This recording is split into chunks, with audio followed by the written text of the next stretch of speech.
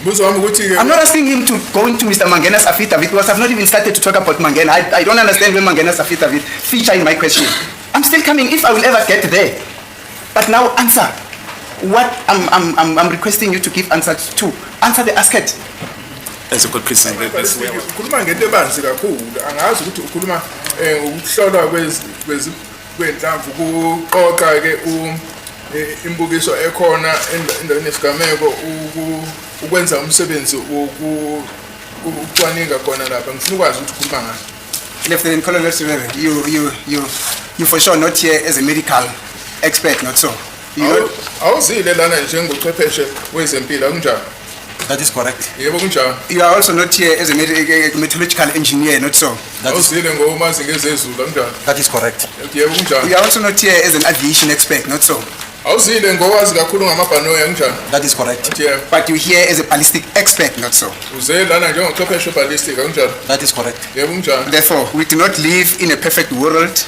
Regulations are there to provide guidelines, but they will never be able to cover all future or potential circumstances which may arise. These are words that came from a ballistic expert, not so. Lamazwi ukuthi ke sihlale emhlaleni ophelele nokuthi kukhona izimo imithetho onqobo esisebenzisayo engafinyeleli kuzona. Akubona amazwi akho yini la wakhiphile. That is correct. They were uttered by a ballistics analyst in response to the question that was posed yesterday. Yebo lama gama la kisho uchwepheshe ballistic ephendula umbuzo obubuzini so. And that question related to ballistic expertise, not so. But that was in response to a question by Advocate Nshololo regarding the conduct of Lieutenant Colonel Mangena by collecting the firearm himself at Cleveland Police Station. And the witness then answered, in that way that, you can't make provision for each and every situation. That was the context in which he gave this, not in the context of ballistic evidence, as Leonard Friend seems to imply. These words were uttered by a ballistic expert within the context of ballistic expertise, not so. Namazwi la kisho uchwepheshe wezeballistic kukhulunywa ngendaba eziphathelene nokuhlolwa kwenhlamvu ballistic akunjalo. Yeah, but I cannot agree to that because ballistics has got different areas. So this answer was specific to a specific question that was asked. Ngeke ngiphendule lapho ngoba masikhuluma ngeballistic kunento eziningi eziphathelene nayo. Lo mpendulo lena nginike ngiphendula umbuzo oqondile ebengibuzwa wona. I'm coming there. I just wanted us to clear the path so that as we go along, we don't confuse issues. Do you understand? Bengifuna nje ukuthi sizwane singakaqhubekeli phambili ukuze singaxakani. I understand, but the context is very important. Yebo ngiyakuzwisisa kodwa ukuthi lo mbuzo ubuzwephi nempendulo iphendule kusiphi isimo kusemqoka nalokho. Surely the context was not within an aviation context. This was within a ballistic context. Mr. Yes, please. This witness says when he uttered those words, there were with a particular reference and context. And the context, if I recall, is that it was being put to him regarding whether it is proper for exhibits to be booked by a policeman who subsequently does not go and register those exhibits at the center and just proceeds in examining them. Am I quoting correctly? That is correct, my lord. Yes, so in that specific context about Manganyi having gone to Cleveland police station and having taken the alleged firearm and the alleged 2 bullets and other bullets which were in a blue container, etc. And he signed for them there instead of collecting them at the reception center, according to Ms. Mshololo. And this is the context in which the colonel uttered those words. Specified, not any other thing.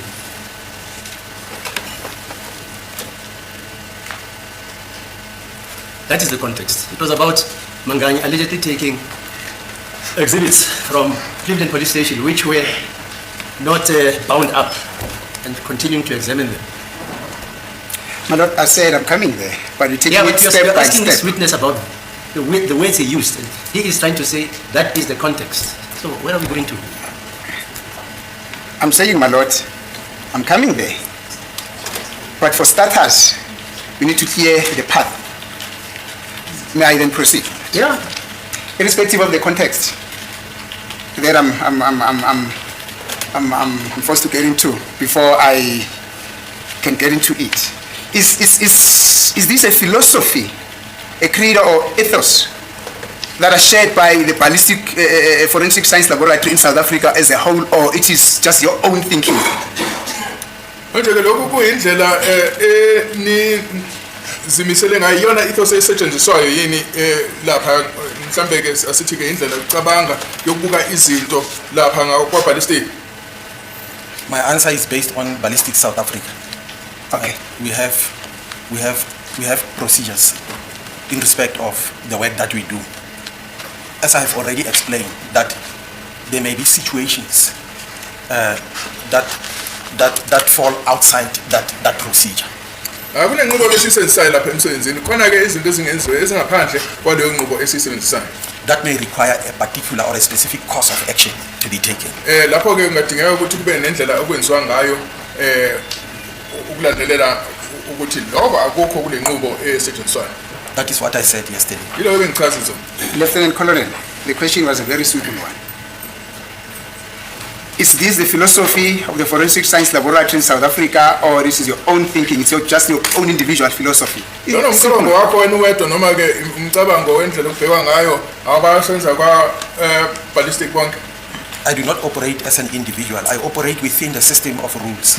Angisebenzi ngedwa kodwa ngisebenza ngaphansi kwemithetho. So in the context of that answer, what is the direct answer to my question? Yini impendulo yakho kulombuzo wami? The answer to your question is that we are rule bound, but there may be circumstances which are not provided for. Yebo sinemithetho esibusayo kodwa ke kukhona ke izimo lapho ke lemithetho engafinyeleli kuzo. Let's cut it very short. So this is a philosophy that is shared in the entire fraternity of the Forensic Science Laboratory, particularly the ballistic section thereof here in South Africa. Sithi yona philosophy esisetshenziswayo yini ngabasenza ngaphansi kwe-ballistic izwe lonke? That is not my words. Akuyona amagama ami lawo. Hayibo, Colonel.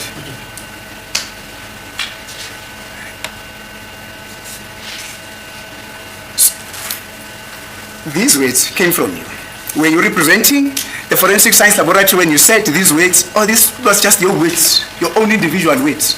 Well, the witnesses already answered it. And what was the answer? The state said the witnesses already answered, and what was the answer? What is the answer? Because you say those are not my words. More than one time, Lord, he What said was the answer? he's rule bound. He doesn't operate on his own. He's operate within the rules laid down by Ballistic South Africa. I did not get the answer, my lord, because the witness is... It's simple. I'm asking him a very simple question, Lieutenant Colonel Serrero. You said these words within a particular context. For a moment, let us agree. You said them within a particular context, cause of a particular question. But the question that I'm asking you is, these words which you said in that particular context, do they represent the entire fraternity of the Forensic Science Laboratory in South Africa, the ballistic section thereof, or this is just your own individual answer? In other words, would Forensic Science Laboratory South Africa come here, the ballistic section, and say, yeah, no, we share the same sentiment in respect of that answer? Or they would say, no, not in our name. Simple as that. Lama uthe wakhiphe ngaphansi kwesimo esithize uphendula umbuzo othize. Kodwa kumbuzo wami ukuthi ke iyona yini indlela emele indlela okusetshenzwa ngayo kwa ngaphansi kwe-ballistic section yesi-National Forensic Laboratory. Uma abantu base-National Ballistic Section uma bengeza la abase-National Forensic Laboratory beza la bazosho bathi le ndlela ekusetshenzwa ngayo le. I'm not going to answer this question with a yes or no. What I can say is that we are rule bound. Engeke ngakwenza ukuthi ake ngiphendule ngithi yebo noma cha kodwa ngizosho ukuthi thina ke sisebenza ngaphansi kwemithetho. Thank you, Lieutenant Colonel. You will not answer this question. Thank you. Now, you said, you gave this answer or you uttered these words within the context of some exhibits which were fetched at Cleveland by Mangena. Not so? Phendule lo mbuzo njengokusho ukuthi uphendule umbuzo emva kokuthi umbuzo mayelana lokuthi uKolonel Mangena wahamba yothatha imibukiso eCleveland. Unjani? Yes, that was in relation to the question relating to the fetching of the firearm. Yebo lokho kuhambelana nokulanda kwakhe isibhamu. Thank you. Now, before we get there, is it correct that you said, in circumstances where an exhibit is brought to the forensic science laboratory by a member from the local criminal record center, an investigating officer, or their agent, in a seal, not a seal, in a bag, the seal thereof that is broken, forensic science laboratory of South Africa will not admit that exhibit, not so? Awusho yena ukuthi makukhona ke okulethwa ovela kwa CRC noma umseshi noma ke obamele eletha ngesikhwama ke esesivuliwe nina kwa National Forensic Laboratory angeke nisamukele lo mbukiso.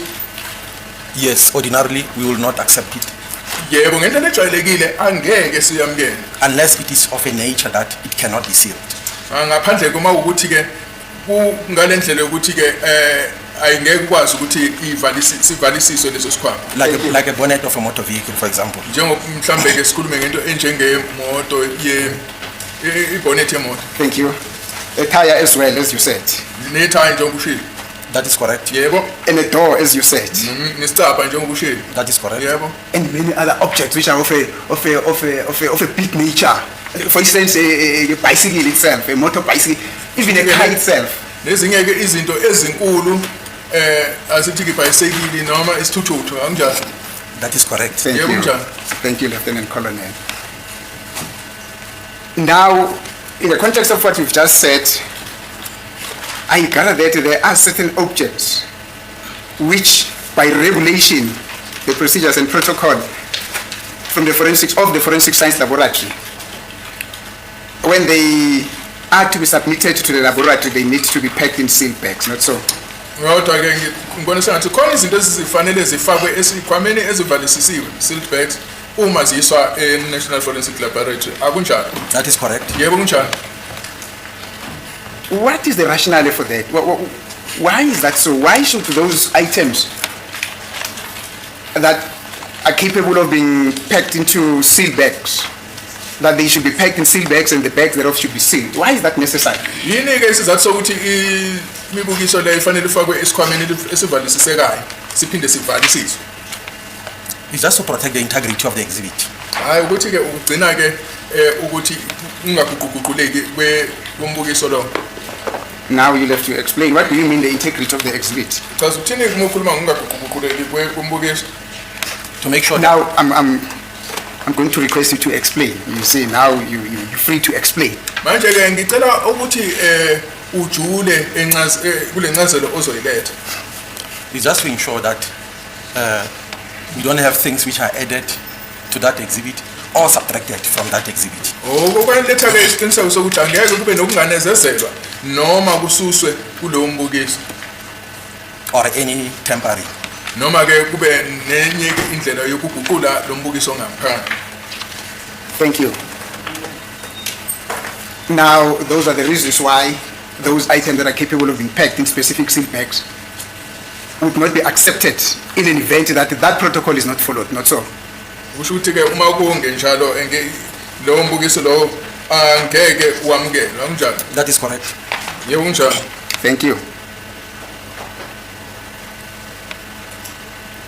Now, are there any specific exceptions to what you have just explained now, in respect of those items that are capable of being packed in specific sealed bags? Kukhona ke yini okuvunyelwayo ukuthi kungalandeleli ke lemigomo? I do not understand the question. I've already made examples of situations which may call for exceptions, but I may not be able to cover all of them. Bengikuzwisisi ke lo mbuzo ngoba bese ngichazile ukuthi iziphi izinto ezingeke zakwazi ukuthi silandele le mithetho le esebenza ngayo. Angazi ukuthi No, the question is very simple. It's very simple.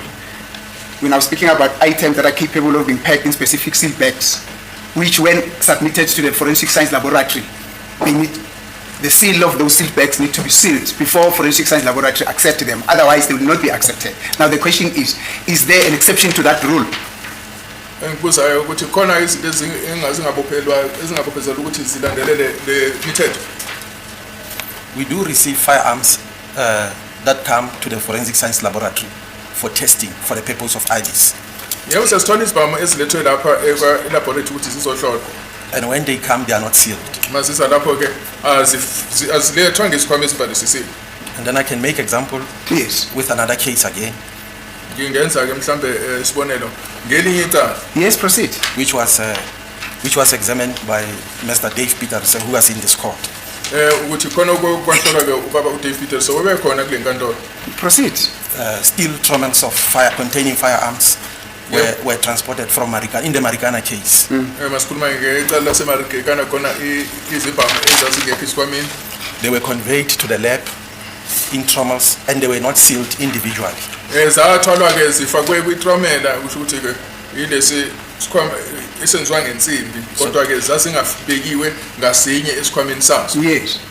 So in that case, we didn't have the seals that reference is made to. Thank you. Manje ngaleso sikhathi ke sasingenazo zonke inamba zokuvalisisa. That is why I say there may be other situations that I might not be able to remember. Yebo yikho ngisho ukuthi khona izimo engeke ngakwazi ukuzikhumbula. Now, you're making reference to the Marikana incident. That could have involved more than 50 firearms, not so. Masikhuluma ke ngele lokhu icalele leseMarikana. Sikhuluma ukuthi kwakuyibhamu ezingaphezulu kwamashumi ayisihlanu kanjani. And actually, it has just been brought to my attention by my colleague, Mr. Ramusipeli, that that case involved more than 600 firearms. Ngisanda kutshelwa ukuthi lelo cala lele lalinezibhamu ezingaphezulu kwamakhulu ayisithupha. Whether it involves 600 or 1,000, it is an exception to the general rule. I'm just indicating an exception to the general rule. Nanoma ke ukuthi zaziyikhulu noma zaziyinkulungwane kodwa zikhombisa ukuthi ke kwakusekuphunyiwe kule mgomo le nemithetho esiyilandelwayo. Thank you. But you will not equate that situation or that incident where a single firearm is involved, not so. Kodwa ngeke ukufanise lokho nalapho ke ekusetshenziswa lapho ke sikhuluma ngesibhamu esisodwa kunjani. If I consider, because in this answer I'm going to be specific, not generic. Ngikule impendulo engizoqonda ngqo angeke ngikhulume kabanzi. Yes. Because Lieutenant Colonel Mangena's affidavit was brought to my attention yesterday. Ngoba ke i-affidavit kaKolonel Mangena ngikhonjiswe yona izolo. In his affidavit, he states the reason why he followed that particular course of action. Kule affidavit yakhe uchazile ukuthi yini indaba enze ngalendlela enza ngayo. Now, just before you proceed, which affidavit are you talking about? Yiphi ke le affidavit okhuluma ngayo singaqhubeki? I do not remember the exhibit number of that affidavit. Angekho ngibuleke ukuthi inombolo yalo mbukiso ithini. No, but look, Lieutenant Colonel, the question that I've asked you was, you had referred to an incident at Marikana where Mr. Peterson had to go and collect and use a trommel. And you collected more than 600 firearms. Now that is an exception to the rule. It does not need any particular expertise to understand that that was an exception. But I'm specifically asking you, would you then say, in fact, the question that I asked you is, do you then realize that that example that you gave relating to 600 firearms is different from a case that involves only one firearm? Umbuzo wami ukuthi njoba ke usubekile isibonelo saseMarikana la kunezibhamu amakhulu ayisithupha. Uyabona yini ukuthi akekho ongaboni ukuthi yebo leso simo yisimo esasingajwayelekile. Kodwa ke lapha sikhuluma ngesibhamu esisodwa awukwazi ukulinganisa lezi zinto ezimbili. And has not even come. We said to the witness. This witness. Yes, as a court case, the witness has already answered that. He said the number doesn't matter, it's about the principle. But this witness in particular, I'm listening. He says he will be more specific. He won't now answer generic. He will be specific in the sense that yesterday he was shown the affidavit of Mangena. So he can tell us about that. Now you want to know which affidavit is that? Mangena made 3 or 5 affidavits, fine. But he is specific to a particular affidavit which he wants to extrapolate the example which he says is an exception. Am I being understandable? No. That is correct, my lord. No, my lord, that is not what I'm asking. The simple question that I'm asking him, does he then realize that when a person is dealing with more than 600 firearms, which the general rule would normally be relaxed, is different from a situation where only one firearm is involved? Umbuzo wami ukuthi ke I'm not asking him to go into Mr. Mangena's affidavit because I've not even started to talk about Mangena. I don't understand where Mangena's affidavit feature in my question. I'm still coming if I will ever get there. But now answer what I'm requesting you to give answers to. Answer the asked.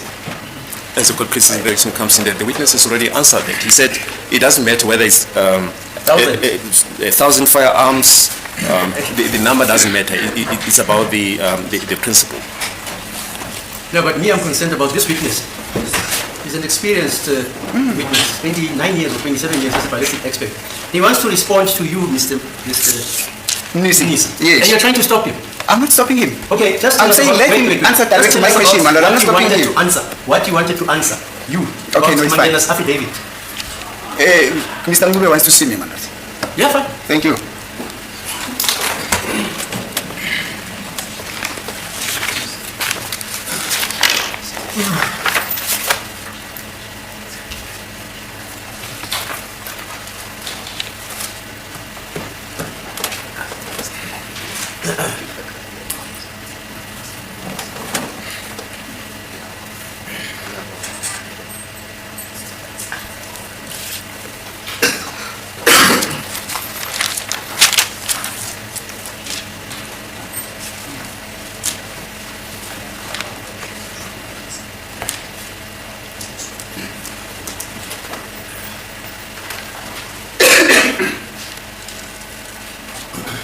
Thank you, my lord. Lieutenant Colonel, just before we proceed on the issue of that trommel container,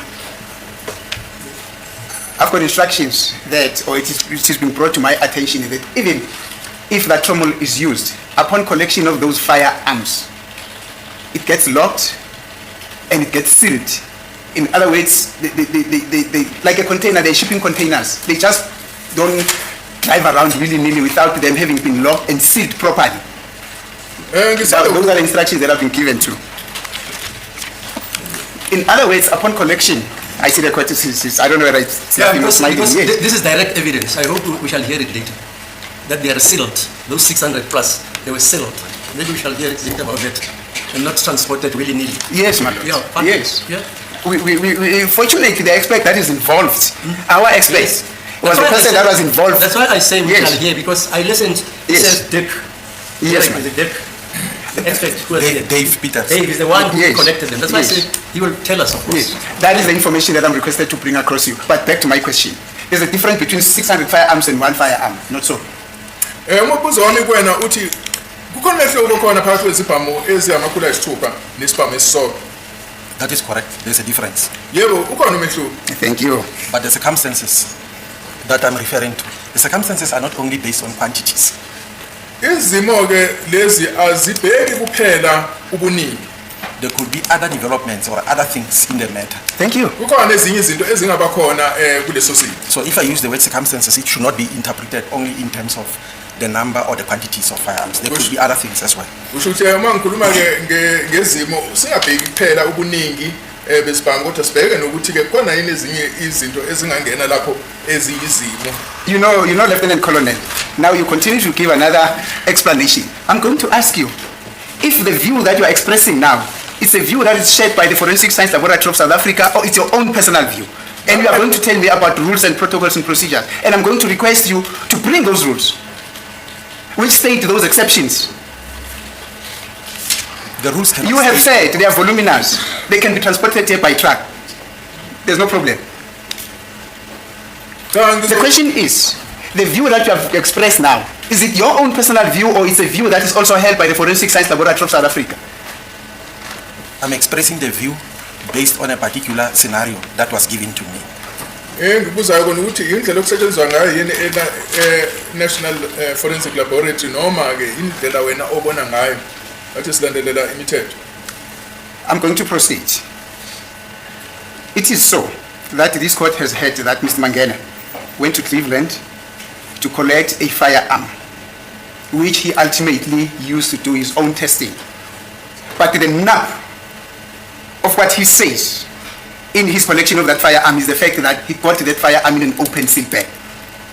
Comma, you can respond. Manje sikhuluma ngokuthi ke Lieutenant Colonel Mangena waye Cleveland wayothatha isibhamu.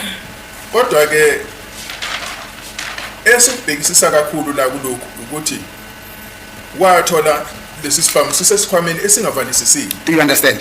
Yangizwisisa. I hear you. Ngiyakuzwa. Now, And we're talking about one firearm, do you understand? sikhuluma ngesibhamu esisodwa la angisizwana. I understand. Yes. Normally when firearms are transported, when one firearm is taken to the forensic science laboratory, is it not a protocol that it needs to be in a seal bag? Kanti akuyona yini indlela inqubo ekusetshenziswa ngayo ukuthi uma isibhamu sisuswa siyiswa e-National Forensic Laboratory sifanele sihambe nesikhwama esivalisisana. Because these questions are based on the work that was done by Lieutenant Colonel Mangena, not myself. Yes. So, I do not have all the reasons that Mangena had to take that particular course of action. I do not have the details of what he considered, everything regarding that decision. I do not have access to I'm that. going to tell you the details. Njengoba ke lapha ngizophendula umbuzo ukhuluma ngento eyenziwa uMangena angizazi izathu zonke zokuthi yini indaba wenza ngalendlela enza ngayo futhi anginayo nemininingwane ukuthi ngingakwazi ukuphendula ephelele. Thank you. That I understand. But now, the general rule is forensic science laboratory will only accept a firearm that is contained in a sealed bag, not so. That's the general rule. Manje umthetho ujwayelekile ukuthi ke i-National Forensic Laboratory iyamukela imibukiso esesikhwameni ezivalisisiwe. It's a general rule if we exclude all other circumstances. Yes. Yebo umthetho olandelwayo uma ukuthi singeke sizinake